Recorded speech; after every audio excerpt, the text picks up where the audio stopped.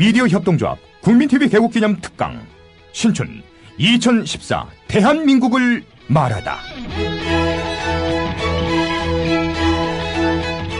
미디어 협동조합 국민카페 온에어가 국민TV 개국을 맞아 주간 특강을 마련합니다.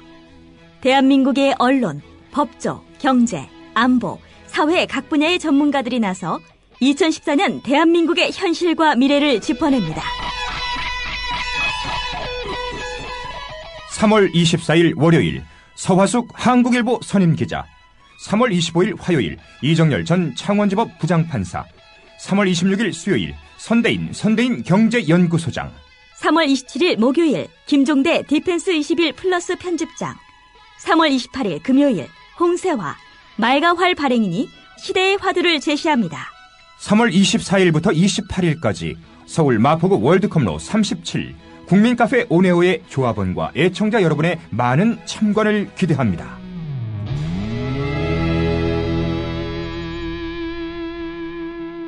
(3월 27일) 목요일까지는 저녁 7시 반, (3월 28일) 금요일 홍세화 발행인 강연만 오후 5시에 시작됩니다. 나라에 가지 않아도 우리는 하나, 세상은 힘들게 해도 우리는 조합원, 우리는 하나.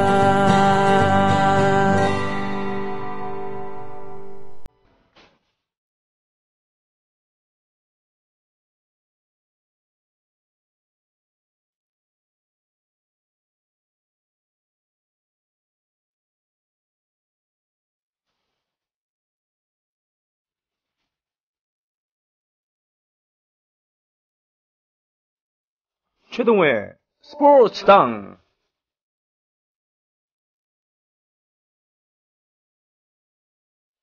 그러게요. 스포츠 능력을 가지고 당원을 뽑으면은 참 상당히 깨끗하긴 하겠네요. 네, 최동호의 스포츠당. 자기가 YTN 시절에 5대 월장이었다고 우기고 계신 최동호 씨 모셨습니다. 안녕하세요. 네, 정말입니까? 5대 월장이었어요? 노정면 앵커는 그때 끼지도 못했다. 랭킹에 들지도 못했죠, 노정면 씨는. 아, 정말입니까? 예, 이게 제 인생의 가장 찬란한 경력 중에 하나인데요. 아, 옛날 얘기죠, 그러니까. 2002년 시청자가 뽑은 YTN 5대 월장 기자. 거기에 정말요? 넘버 5로 제 이름이 올라갔었죠. 그러면은 참고로 다른 네 분은 어떤 분이셨는데요? 예, 이제 그게 왜 대단하냐 하면은 제가 그 당시에 이미 한 10년 차 정도 된 조금은 이제 맛이 간 이제 비주얼이었었는데, 그때 지금 뉴스타파에 있죠, 뭐 정유신 기자 등등 이제 막 한 2년 차 정도 수습 갓 떼고 막 올라왔을 때, 이런 이제 상큼한 얼굴들이 랭킹 1, 2, 3, 4를 차지하고 있을 때, 그래도 10년 차 정도 된 이 최동호라는 기자가 시청자들의 여러와 같은 성원에 힘입어서 월장 기자로 등록이 됐었거든요. 그때 뭐 노정면 씨 같은 경우에는 뭐 랭킹에 들지도 못했었어요. 예. 참 신기한 일이네요. 신기하다고요? 예. 정말 신기합니다. 지금 2002년의 상황이었었습니다. 그래서 다른 분들이 어떤 분이셨나요? 그때 진짜 기억나는 게 정유신 기자 있었었고, 그때 정유신 기자 한 명 기억납니다. 그렇군요. 예. 상수정 기자 이런 분들은 그런 분들은 저기 그 랭킹에 들 엄두도 못 냈었었죠. 그렇군요. 예. 저 고등학교 동아리 선배예요. 고등학교 동아리 선배요? 네. 상수정 기자. 3년 선배고요. 영어 동아리? 네네. 오크라고. 그리고 하명건 앵커는 그때 랭킹 없었습니까? 하명건 앵커도 랭킹에 없었죠. 하명건 앵커는 딱 보기에 고향이 어디인지는 모르나 꼭 충청도 양반 같은 조용조용하고 굉장히 합리적이고 그리고 자기 좋아하는 거에 대한 지식이 굉장히 풍부한 사람. 고3 때 저 짝꿍이었어요. 하여튼 그런 사람들이 얼장에 포함되지 않고 우리 최동호 선생님께서 5대 월장에 그것도 군계 일학이었죠. 청자가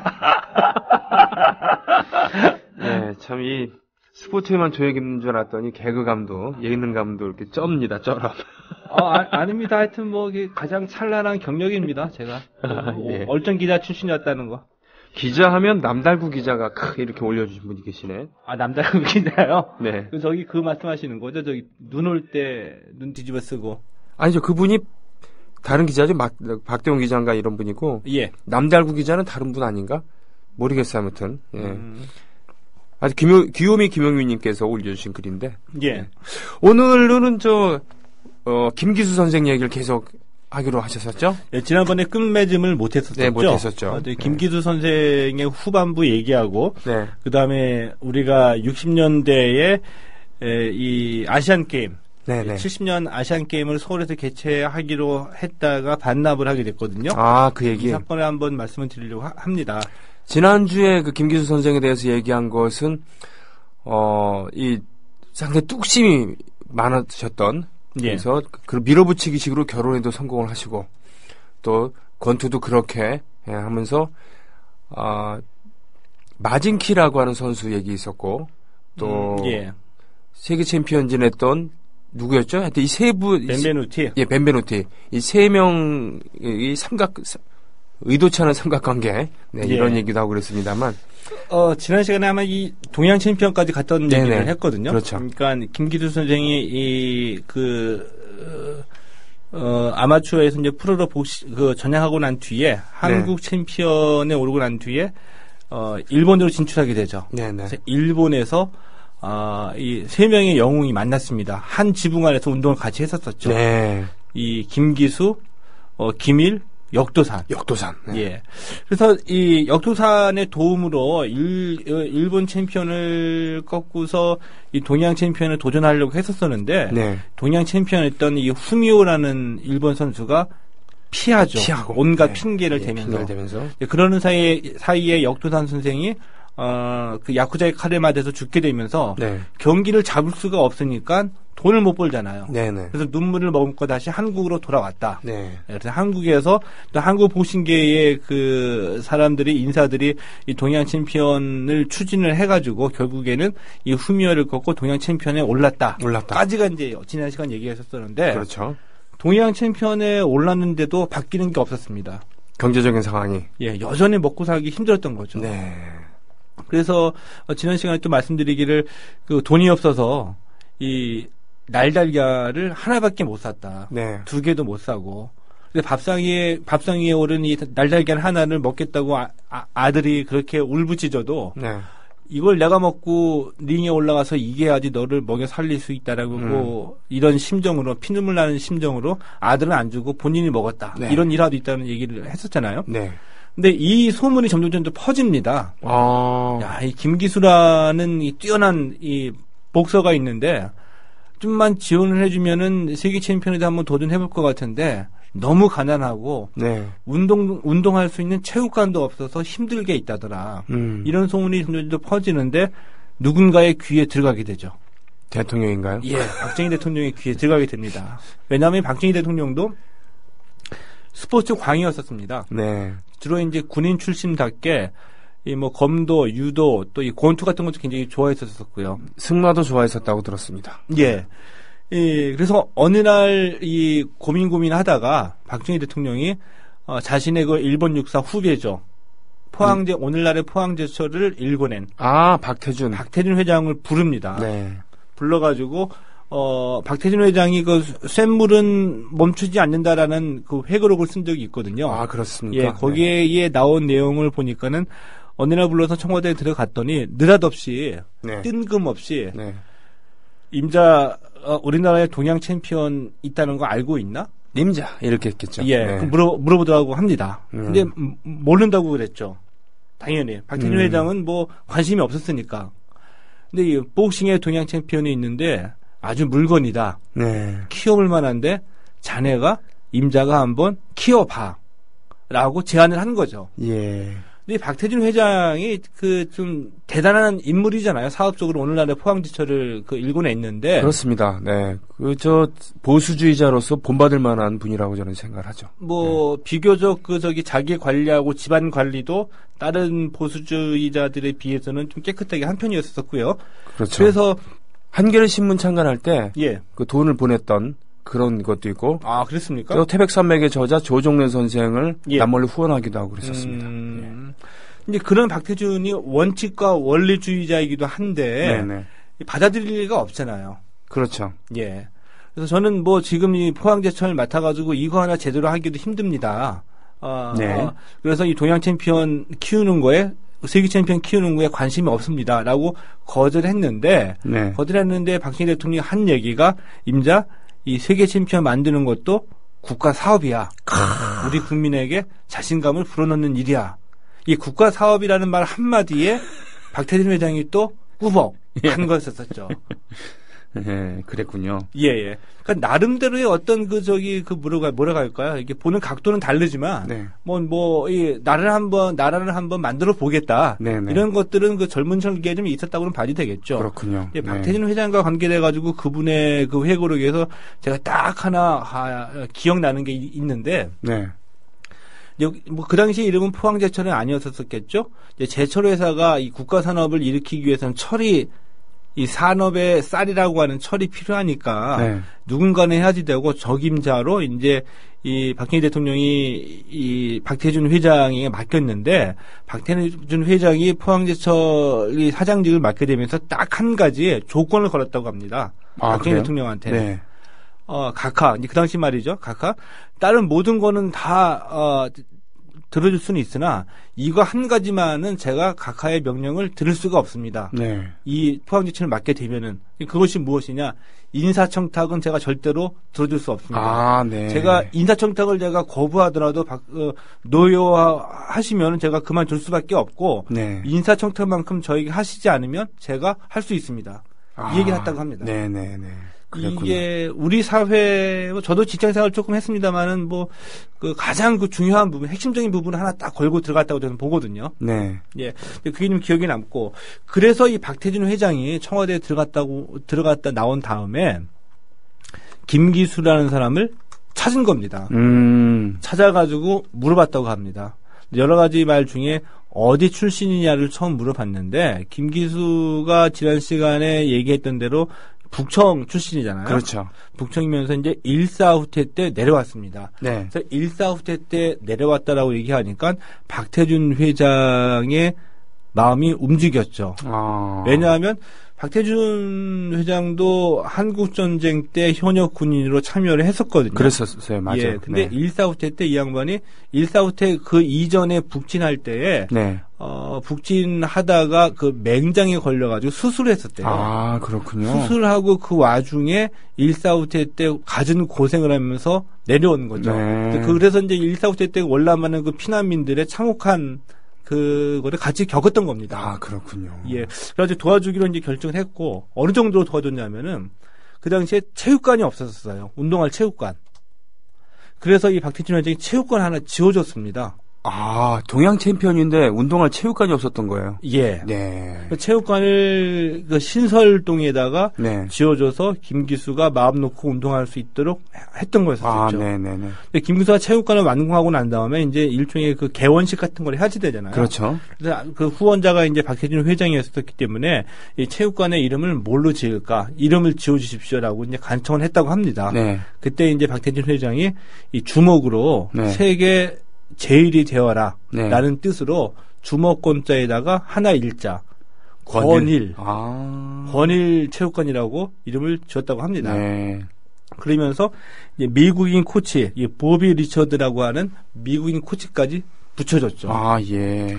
그러니까 이 정도 되니까 당시에는 다른 복서들로 봐서는 이 김기수가 부족할 게 하나도 없는. 그렇죠.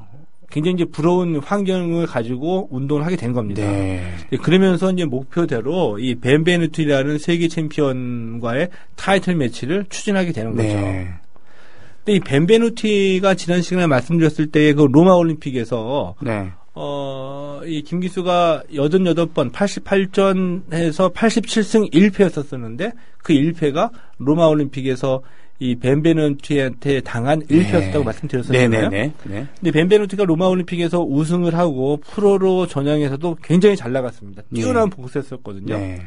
이 아마추어 경력이 벤베누티는 120전 120승이었습니다. 와, 한 번도 패하지 않은 예, 120전 120승. 예. 그 프로 전향 이후에 프로 전적만도 벤베누티가 65승을 달리고 있을 때였었어요. 와, 전승이었군요. 예. 엄청난 훌륭한 복서였군요. 예, 그렇게 잘 나가고 있었습니다. 근데 벤베누티와의 세계 타이틀 매치를 성사를 해서 결국은 이뤄지게 되죠. 네.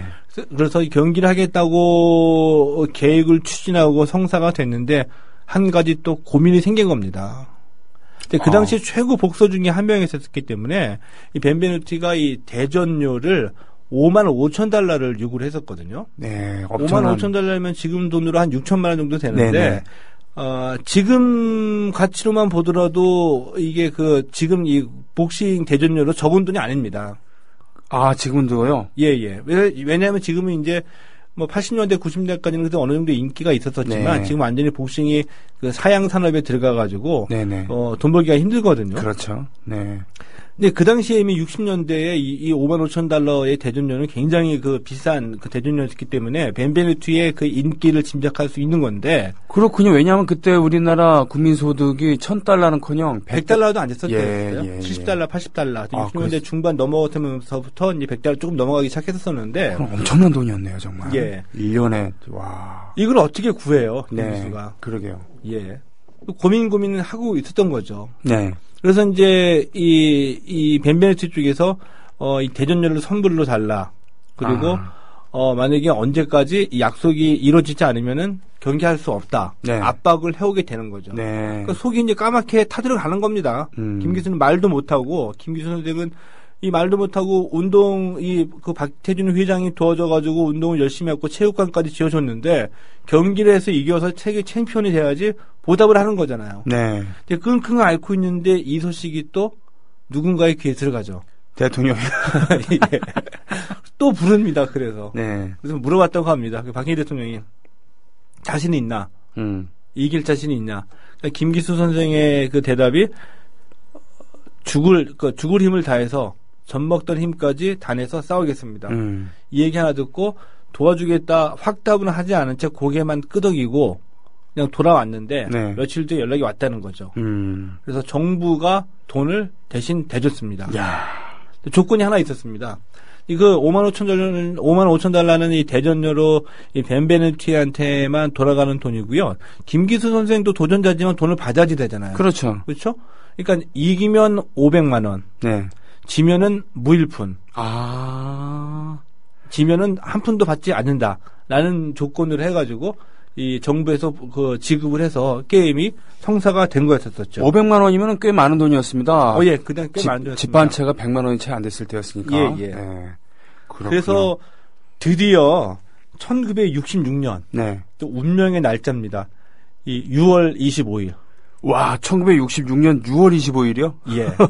이 세계 타이틀 매치가 동방의 그 당시 조그만 나라 한국 수도인 서울의 장충체육관에서 벌어지게 된 거였었죠. 1950년대에 필리핀의 그 지원으로 건설한 예. 필리핀의 인력과 필리핀의 자금으로 건설한 장충체육관입니다. 예. 지금은 어떻게 되나요? 지금 리모델링 다 됐는지 모르겠는데 지금 리모델링 하고 있을걸요?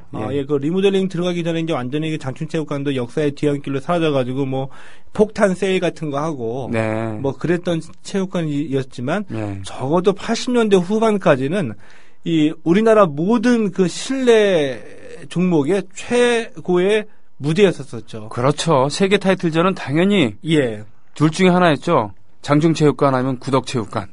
아, 그렇죠. 구덕체육관 부산에? 예.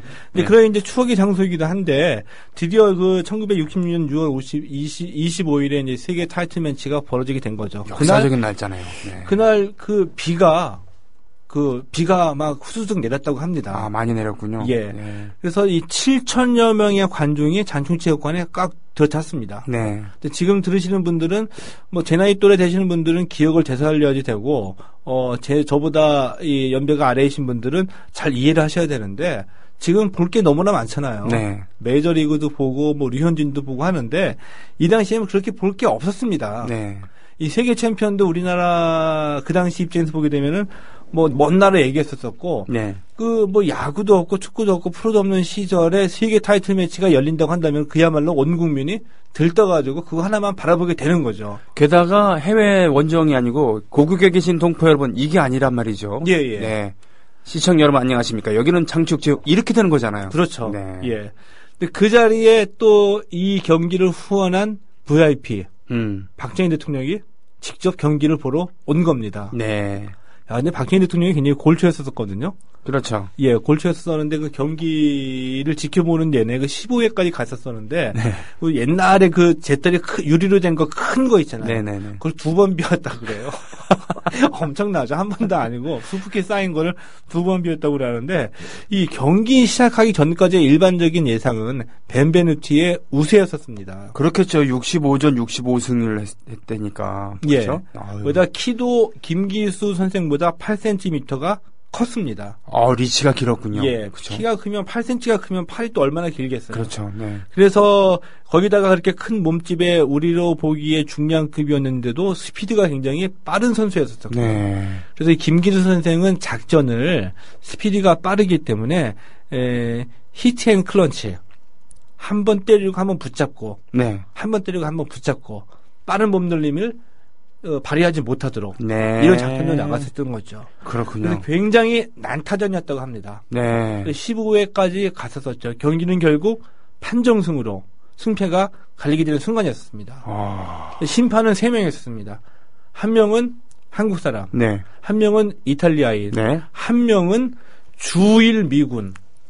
주일 미군이요? 예, 주일 미군이었었는데 그냥 얼치기 미군이 아니라 네. 이 양반이 복싱 전문가 국제 심판 자격을 갖고 있던 사람이었었어요. 아, 그렇군요. 그 이전에도 이 세계 타이틀 매치 심판을 보기도 했었고요. 아, 그렇군요. 예. 네. 그래서 주일 미군이 왔는데 우리 한국 심판은 당연히 김기수 승, 네. 이탈리아 사람은 벤베누티 승, 네. 마지막 그 캐스팅 보드를 치고 있던 이 주일 미군 출신의 국제 심판이 김기수 승을 손을 들어준 거죠. 눈물의 바다가 또 된 겁니다. 네. 그래서 눈물의 바다가 돼가지고 이례적으로 그 챔피언이 되면은 이 챔피언 벨트 있잖아요. 네네. 그 굉장히 무거워 보이는 엄청나게 큰 거. 예, 그렇죠. 그거를 그 링에서 채워주면서 트로피를 주잖아요. 네네, 그렇죠. 근데 대통령이 나와 있으니까 네. 대통령이 저 높은 곳에 그 VIP석에서 보고 네. 있었거든요. 근데 거기서 이제 그 벨트를 채워주게 됩니다. 근데 링이 아니라 김기수가 이제 이기고 난 다음에 대통령이 있는 그 VIP석까지 올라가고. 이건 좀 심하다, 그죠? 그렇죠. 그 박정희 대통령이 이 타이틀 벨트를 채워주게 되는데 네. 이 김기수는 아무 말도 못하고 네. 그냥 그 펑펑 눈물만 쏟아내게 됐다는 거죠. 예. 머릿속에는 뭐 여러 가지가 잔상이 많이 있었겠죠. 아들 녀석 그 계란 생각도 나고, 네. 그 다음에 이겨야 한다는 부담감이 있었었는데. 대전료 500만 원도. 예. 500만 원 챙기는 것도, 뭐, 그런 생각이 들면서 눈물을 펑펑 흘렸다고 합니다. 예, 그랬군요. 일단, 제가 태어나기 석 달하고도 하루 전에, 예. 이런 대단한 일이 있었군요. 네. 그랬죠. 그리고 난 다음에 우리가 앞서서 말씀해 주신 그 벤베누티가 있잖아요. 네. 그 벤베누티가 로마 올림픽에서 우승하고 난 뒤에 세계 챔피언이 되는데 프로로 전향해서 누구를 꺾었냐 하면은 바로 마진키. 네네. 역시 이탈리아 선수였었습니다. 이 마진키를 꺾고 세계 챔피언에 올랐는데 이 마진키가 서력을 누구한테 하느냐? 김기수한테 서력을 하는 겁니다. 이 3인이 60년대 후반 중간부터 해가지고 저기 후반까지 한 5년 정도 네. 서로 물고 물리는 관계가 된 거였었죠. 그 마진키, 그러니까 몇 차 방어전이었죠, 그게? 그러니까 김기수 선생이 3차 방어전에서 2차까지는 방어를 했었군요. 예, 네. 마진키와 맞붙게 되는데 네. 마진키한테 패하게 되죠. 네. 그랬는데 다행스럽게도 이 김기수 선생이 나중에 인터뷰한 걸 보면은 똑같이 마진키하고 붙을 때 대전료를 $55,000를 요구했다고 합니다. 아, 네. 근데 마진키한테 졌지만 68년에 졌거든요. 네. 그 타이틀을 뺏기게 되는데 대전료 $55,000를 받아가지고 그것을 결국에 정부한테 갚았습니다. 아, 그래요? 예. 그거 좀 안 갚아도 대강 되는 느낌의 돈이었을 것 같은데. 근데, 김기수 선생의 성격이란 건 품성이라고 봐야 되겠죠? 네, 품성. 뭐 설마 정부에서 이거 꼭 뭐 내놔라, 뭐 이자까지 받겠다, 예를 들면 이런 건 아니었을 텐데, 네. 5만 5천 달러 대존료 받아가지고 정부에 진 빚을 갚고, 그리고 한 말이 있었습니다. 뭐라고요? 그 5만 5천 달러 갚으니까 속이 후련했다. 그러니까는 그런 심정이 있잖아요. 그 큰 빚을 져가지고 갖고 싶은데 갖지 못하고 네. 항상 마음에 그냥 꽉 이렇게 막혀있던 게 이제 본인도 이제 속이 후련했었겠죠. 빚지고는 못 사는 성격이었군요. 예. 아, 그런 품성이 있었군요. 예. 근데 그 당시에 아까 제가 말씀드렸던 대로 볼거리가 별로 없었던 때였기 때문에 네. 굉장한 인기를 누렸다라고 말씀을 드렸잖아요. 그렇겠네요. 게다가 약소국으로서 말이죠. 전쟁이 끝나고 그랬습니다만 15년 전쟁 끝난 다음에 13년이 됐습니다만 그것에 대한 기억을 고스란히 간직한 그런 가난한 나라에서 예. 세계를 말하자면 제패한 거잖아요. 예. 국가 사업으로 게다가 아주 복싱 인기가 많았었던 그때 예. 국가 사업으로 되는 여러모로 폼나는 경기였네요. 그죠? 예. 그래서 당시에 그 톱 배우였던 도금봉과의 스캔들도 있었어요. 으악! 예. 네. 그다음에 영화도 만들어졌습니다. 그 영화 주연으로 출연했어요. 그래요? 그 챔피언 영화. 권투 영화를 제목이 찍었다는 뭐냐면 얘기군요. 내 주먹을 사라. 내 주먹을 사라. 예. 그것도 뭐 아주 그 직설적인 얘기로 그때 스토리를 다 연상케 하는. 김기수 선생 얼굴을 보니까 예. 요즘 얘기하는 꽃미남은 아니지만 당대에 먹힐 만한 박력 있는 얼굴입니다. 그죠? 박력 있는 얼굴. 예. 예. 그래서 그 최고의 이제 인기를 구가하게 되는데 네. 나중에 이제 80년대 얘기하게 되면서 프로복싱에 얽힌 눈물겨운 얘기들이 또 많이 있거든요. 네. 80년대 우리나라가 이 프로복싱의 전성기였었습니다. 한때는 뭐 최고 4명까지 세계 챔피언을 보유하고, 근데 이 프로복싱 하는 선수들마다 사연이 없는 선수들이 없었을 정도였었어요. 배고픈 운동이었죠. 그렇죠. 그죠? 그래가지고 실제로 소매치기 출신의 프로복서, 세계 챔피언, 껌파리, 고아 출신, 이 세계 챔피언들이 우리나라 많이 있었었거든요. 네. 근데 공통적으로 이러다 보니까 이들이 성공해가지고 세계 챔피언이 된 이후에 큰 돈을, 손에 쥐게 되었는데, 말년에 불우해진 선수들이 굉장히 대부분이었습니다. 아, 그렇습니까? 예. 그러니까 뭐 운동만 했기 때문에 예를 들어 가지고 운동 이외에는 아무것도 몰라서 사기를 당한다거나 심지어는 자기 가족들한테 또 이 돈을 빼앗기고 버려지거나 참 불우한 사람들이 많이 있었었는데 이 김기수 선생은 드물게 이 재테크를 잘했죠. 네. 그래서 이 챔피언 다방이라고 하는 다방에도 손을 대가지고 오랫동안 경영하기도 했었고요. 또 명동에다가 이 챔피언 빌딩도 갖고 있었고 해가지고 그 빌딩은 저도 봤습니다. 예. 80년대 명동에 우리 동아리가 명동에서 모였는데 아까 그 고등학교 동아리요? 예. 거기 뭐 여학생들은 기억나는 분 없습니까? 여학생들 뭐 지금 솔직하게 있죠. 있는데 여러분들이 모르시니까 다 모르는 사람들이니까 예. 김성준 앵커도 저희 선배예요. 김성준 앵커? 네. SBS의 김성준 앵커. 지금. 예, 그분이요. 아, 그래요? 예, 2년 선배예요. 그렇구나. 그런데, 예. 우리 집회 장소가 명동 YWCA였거든요. 명동의 서울 YWCA입니다. 예. 그래서 이제 명동을 자연스럽게 토요일마다 찾아갔는데, 예. 거기 명동 한복판에 챔피언 다방이 있었고, 그 빌딩이 있었어요. 예. 그게 그러니까 김기수 선생 거였다는 얘기죠? 그렇죠. 김기수 선생이 갖고 있던 거였습니다. 그러면 사업가라도 성공을 한 거네요. 예. 그래서 제가 기억하기로 돌아가신 게 한 10년이 안 되는데, 간암으로 돌아가셨다고 제가 알고 있거든요. 네, 97년도에 돌아가셨어요. 예. 네. 간암으로 돌아가시기 전까지 그래도 비교적, 다른 그 세계 챔피언 출신들에 비해서는 그래도 좀 안락하게 이 생활을 하시다가 복서였었죠. 자기 관리가 엄격해서 술, 담배도 안 하셨다 그러는데, 간암으로 일찍 돌아가셔갖고는 저는 참 충격받았던 기억이 있습니다. 예. 그런 것처럼 한국 축구의 대부이셨고, 또 함경도 축구를 상징했었던 분 중에 하나는 김용식 선생도, 그분도 평생 술, 담배 안 하셨는데, 돌아가셨어요. 예, 생각보다는 그렇죠. 예, 더 오래 사실 수 있지 않았나 싶었는데 예. 그게 좀 안타까웠습니다. 김기수 선생. 예. 이렇게 해서 지금 김기수 선생의 이 입신기 그리고 세계 재패기까지 얘기를 나눴습니다. 김기수 선생에 대해서 더 할 얘기 있습니까? 없습니다. 없습니까? 저는 서클 얘기 고등학교 때 또 뭐 저는 그 시골에서 궁금하세요? 네. 시골에서 서클하면서 저는 뭐 술 담배 이렇게 했는데 역시 차원이 다르고 있네요. 아싸님께서 방송에 내보내주신 말고 그랬는데, 이 방송에 내보내야 됩니다. 왜냐하면, 장충체육관이 저는 필리핀인에 의해서 설계됐다고 알고 있었는데, 그게 아니고, 예, 한국의 김정수 선생께서 1962년에 설계한 작품이라고. 정확하게 저희 설계는 그분이 하셨었고, 네. 필리핀이 후원해서 그렇군요. 건축비를 우리한테 준 거였었죠. 됐군요. 예. 그렇군요. 그리고 박태중 사망 때 재산이 없었다고, 그게 청렴하게 산 증거라고 난리부를 쳤었는데, 재산이 안 보였었던 이유는 이미 자식들에게 증여를 했기 때문. 근데 증여 시 탈세 등으로 국무총리하다가 쫓겨났음. 이렇게 말씀을 순수로님께서 해주셨습니다. 예. 예. 더불어 행복한 세상.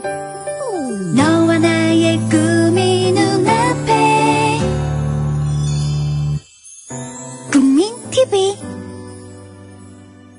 반전 내용을 담고 있었던 그런 음악, 페인트 인 블랙. 이것이 이제 역설적에도 베트남전을 다뤘던 그런 미드, 머나먼 정글 시리즈의 주제곡으로 쓰였었죠.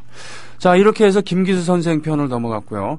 아니, 우리나라가 아시안 게임을 유치했다, 그걸 반납한 적이 있었다고요? 예, 그렇습니다. 네. 이 1970년 대회를 우리가 유치를 했었었는데, 1970년. 예, 도저히 힘들다, 아. 우리 형편에라고 해서 이제 반납을 하게 된 역사가 있죠. 네. 그러니까 66년에 우리가 이 김기수 선생이 세계 챔피언이 되고요, 장창선 선생이 세계 선수권 대회에서 최초로 이 금메달을 따고요. 네네. 그리고 또 하나의 대형 사건, 예, 우리랑 이제 같은 민족인 잉글랜드 월드컵에서 북한이 8강에 오르게 되죠. 그렇죠. 노동자들의 도시 미들스버로에서 대대적인 환영을 받았던 사회주의 국가라고 해서 호의를 가지고 미들스버로 시민들이 응원했다 그러는데, 예. 거기서 자그마치 8강까지. 예. 이 잉글랜드 월드컵 8강은 다음 시간에 네. 그걸 전부 다 얘기하기를 하고, 네. 그래서 60년대를 정리하는 대형 빅 이벤트는 이 정도가 됩니다. 네. 그래서 이제 마지막에 60년이 저물어 갈 때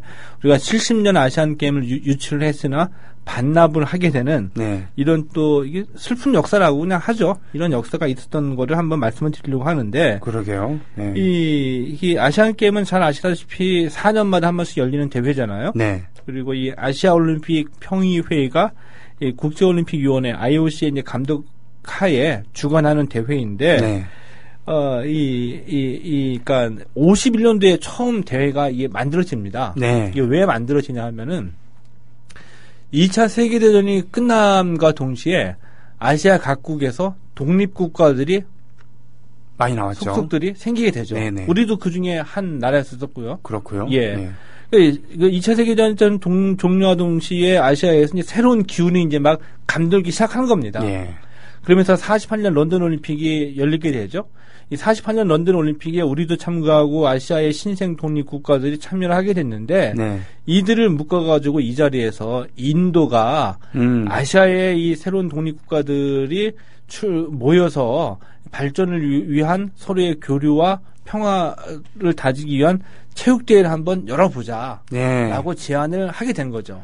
인도는 일찍이 비동맹 노선 비슷하게 걸었던 예. 그런 부분이 있어갖고, 예. 예, 뭐 설득력 있었겠네요. 설득력 그죠? 있었었죠. 네네. 그래서 이제 인도를 중심으로 해서 우리나라와 필리핀, 인도, 뭐 일본 등등이 필리핀은 상당히 그때 아시아의 강국이었습니다. 강국이었었죠. 예, 예, 예. 예. 합의를 해가지고 1951년도에 네. 처음으로 인도 뉴델리에서 아시안 게임을 개최하게 된 겁니다. 51년도입니까? 예. 그래요? 예. 짝수해가 아니었군요. 예. 그런데 이 51년 대회를 만들었는데 기존에 있던 두 대회를 통합해가지고 아시안 게임을 만들게 됐어요. 아, 그렇습니까? 기존에 뭐가 있었냐면은 이 극동 선수권 대회라고 극동 선수권. 일본이 주도가 돼가지고 만들었던 대회이거든요.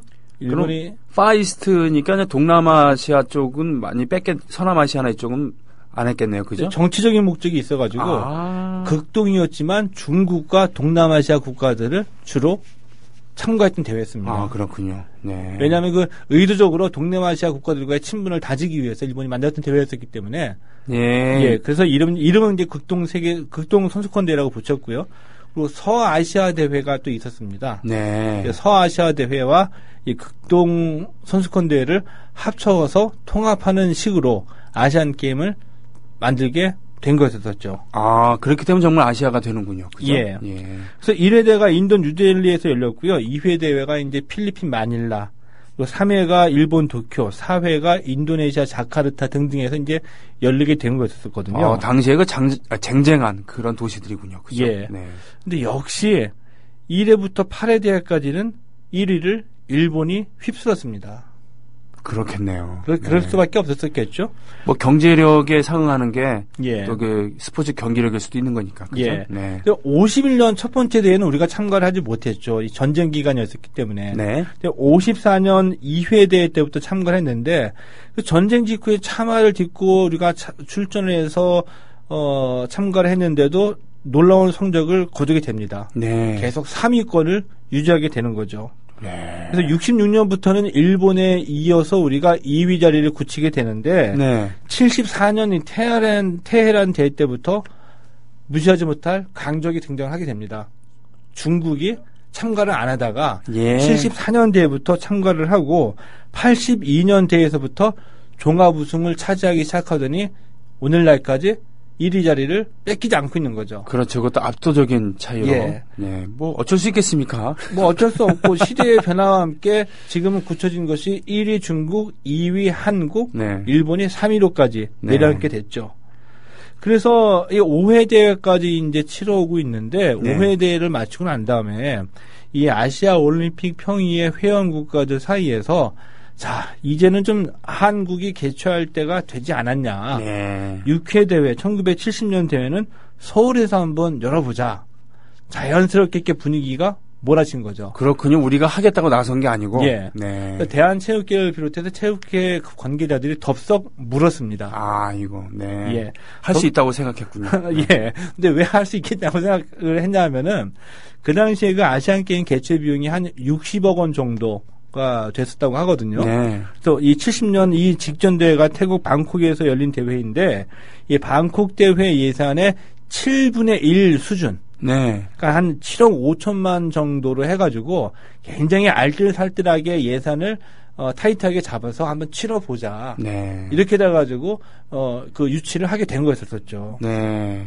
근데 돌아와서 실제로 이제 대회 준비에 들어가려고 하니 반대가 이만저만이 아니었었습니다. 반대가 그래요? 주로 이제 경제 관료들로부터 반대가 시작된 것이었죠.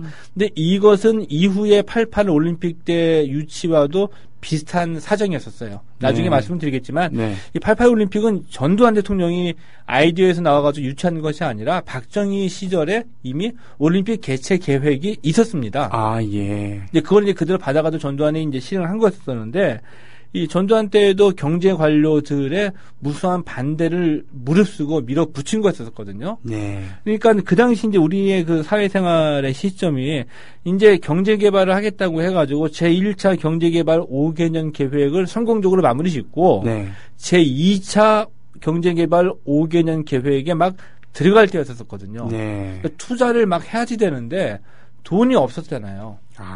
그렇죠? 그러니까 이 산업을 일으키기 위해서 이 산업의 씨앗인 뭐 철, 전기, 도로 이런 것들을 공장을 지으려고 하더라도 돈이 없어서 못 지을 때. 그래서 우리가 그 당시에 이 사람을 팔아가지고 이 자본을 구했죠. 월남전 때 우리 미국 뭐 용병으로 보내서 월급 받아가지고 우리 뭐 고속도로 짓고요.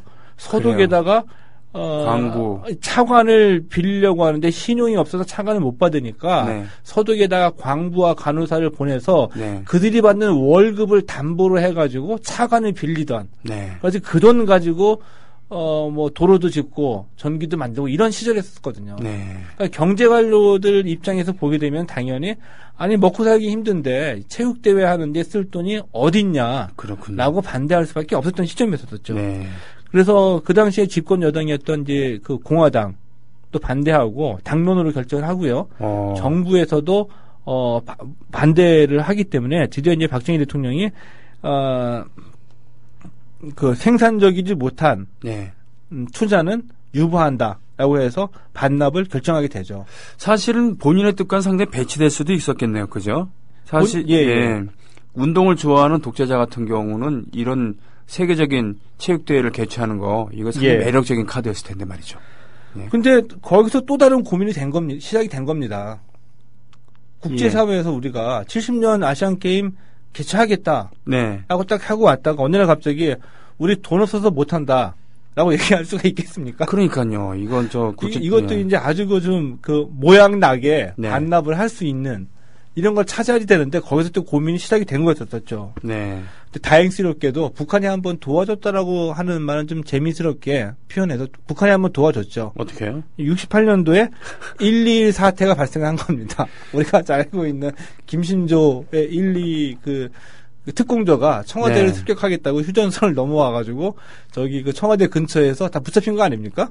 그렇죠. 다 죽었죠. 다 죽고 한 명 도망치고 한 명만 잡히고 그렇죠. 이런 사건이 터지니까 그 정부에서는 이제 그 아시안 게임과 관계돼서는 발표를 한 거죠. 이 평화와 안전 분위기를 보장할 수 없다. 선수단과 임원의 이 안전을 우리가 보장하기 힘들다. 명분 좋네. 얘기했는데 아시아 올림픽 평유에는 우리의 속사정을 모르니까 우리보다 더 난리를 쳤습니다. 북한을 규탄하고 우리가 도와줄 테니 한국은 걱정하지 말아라. 남속도 모르고 그렇게 됐었죠. 근데 정부에서 고민하다가 가장 이제 관건이 되는 거는 우리가 못하겠다가 중요한 것이 아니라 그러면은 70년 대회를 개최할 수 있는 그 대타를 구하는 게 중요한 문제였었거든요. 그래서 이제 가장 이 짧은 시간 안에 이 개최할 능력이 있다라고 보여지는 일본에다가 요청을 했는데, 일본은 IMF 때에도 우리나라에서 가장 먼저 돈을 먼저 빼갔죠. 이때도 일본은 거절했습니다. 그래서 태국에다가 이제 다시 이제 요청을 한 거였었죠. 태국은 전 대회 개최국이었기 때문에 66년도 그 시설과 자본이 있을 수 있으니까 한번 개최대회를 해달라고 했는데 태국이 조건을 내겁니다. 뭐라고요? 개최 비용이 67만 달러인데 우리가 그냥 할 수는 없다. 개최 비용의 절반은 한국이 대라. 그 나머지는 이 회원국들이 십시일반 수렴해가지고 줘라. 그러면 우리가 개최를 하겠다. 눈물을 머금고 이거를 받아들일 수밖에 없었습니다. 아니 그 돈 있으면 그냥 우리가 하지. 돈 없어서 이 아시안 게임을 개최했는데 반납하면서 우리가 25만 달러를 태국에 대회 경비로 지원해줬어요. 그렇군요. 아이고 참나. 어떻게 보면 배보다 배꼽이 더 컸을 수도 있겠네요. 그죠? 그랬죠. 그런데 그 당시에 우리 사회상이 이때 60년대에 그 우리 시대의 이 사회상을 그렸던 소설이 있었거든요. 이 서울 1964년 겨울이라는 소설인데. 참 눈물겨운 얘기가 나오죠. 거기 이제 주인공이 그 월부책 하는 책장사였었거든요. 그러니까 셀러리맨이 그 영업맨이었었는데 워낙 돈이 없어가지고 아내가 병 들어가지고 죽는데 제대로 치료를 못하죠. 아내가 죽었는데 돈이 없고 당장 급하니까 그 아내의 시신을 돈을 받고 팝니다. 그 돈을 그 급한 돈을 썼는데 괴로워가지고 결국에 자살하게 되죠. 이런 암울한 시절에 있었던 얘기니까. 그러게요. 60년대는 가장 고도 성장기이기도 했습니다만 여전히 가난에서 벗어나기 힘들었던 그런 시대고요. 이때 아픈 사연 1970년 아시안게임 반납기까지 오늘 들으셨습니다. 그럼 다음 주는 66년도에 잉글랜드 월드컵 얘기해 주시겠습니까? 오늘 최동호 선생과 함께한 그런 스포츠당 여기서 마치겠습니다. 고맙습니다. 고맙습니다. 오늘 새로 조합원이 되신 분들 함께 환영하는 시간을 갖겠습니다. 주소 사는 곳을 밝혀주시지 않은 깡언니 반갑습니다. 그리고 서울 관악구 청룡동에서 킴스0607님 이 두 분 반갑습니다. 예비조합원으로 등록하셨고요. 서울 강남구 개포동 반갑습니다. 저 강남구민입니다. 파가스아리 영님, 네. 맞죠? 빠가살입니까? 빠가살이라고 읽어야 되겠군요. 네. 네, 이분은 출자금까지 완납하신 주합원이십니다. 반갑습니다. 오늘 마지막 곡입니다. 좀 슬픈 이야기 있군요. 40여 년 절친의 모친께서 오늘 운명하셨다고요. 고인의 명곡도 빌고 친구의 마음도 위로하고 싶으시다고 하셨습니다. 듣겠습니다. 은하계님, 네, 위로드립니다. 자, 내일 저는 1시에 뵙겠습니다. 고맙습니다. 더불어 행복한 세상, 너와 나의 꿈이 눈앞에 국민 TV